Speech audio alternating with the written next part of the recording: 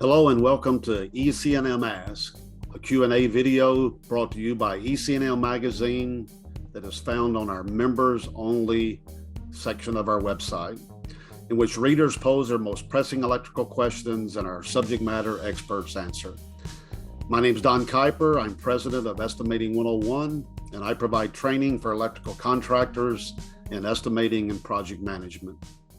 So the question for today is, I'm asked almost everywhere I go to train, do I average branch wiring estimating? And so I'd like to give you several considerations. First, before I decided if I was going to do that, I'm going to consider the type of project that I'm estimating.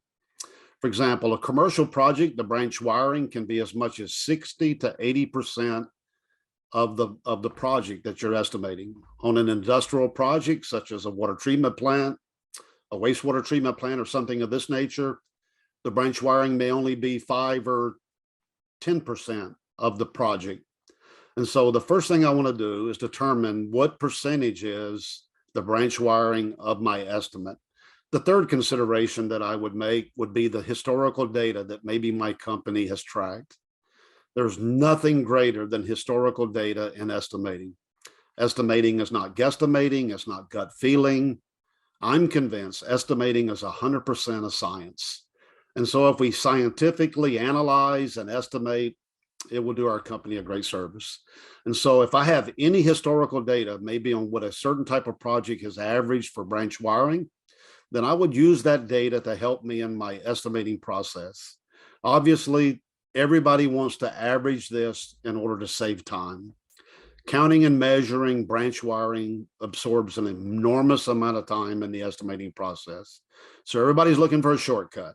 However, I believe there are very few shortcuts to success.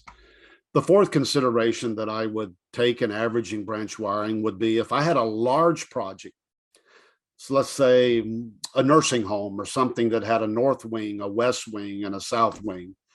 I may look at that project and figure an average that may be in a section or maybe a pod of the building. And if I could determine an average for the project that I'm going to estimate, I would feel very comfortable using that average for the balance of the project. The best practice, though, is to estimate the project carefully, accurately, in detail. We have numerous tools today. We have estimating software. We have on-screen takeoff software where we can bring up electronic drawings and we can very quickly navigate with auto count features, and we can allow the software to save us an enormous amount of time. And so utilize all these tools to help you do it accurately and as possible. Let me give you a couple of dangers of averaging branch wiring if you're not careful. The first danger would be using an average from a previously bid project. Unless that project is very similar to the project you're bidding, I would discourage you from taking an average for one type of project and using the average on the current project you're bidding. There's another danger in averaging is the possibility of being inaccurate on the majority of the takeoff. Again, I revert you back to my first consideration. Consider the type of project and the percentage the branch wiring is of the project. And if you'll do that, it will help you make the decision about how efficiently and accurately you could either average or count and measure that takeoff.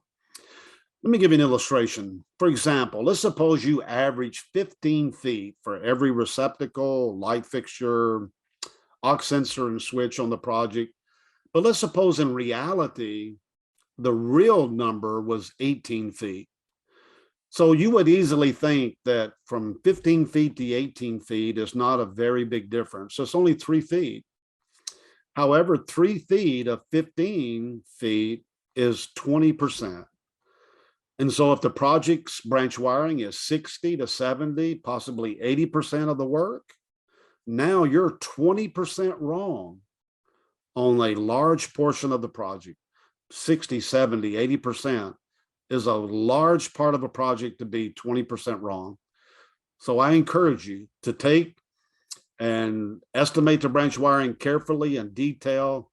I'm convinced projects where the majority of the work is branch wiring takeoff I believe it will determine whether you win or lose the project. And I'm convinced how accurately and efficiently that branch wiring is installed will determine how much money the contractor can make. So do I use averages? The conditions may be yes, the conditions may be no.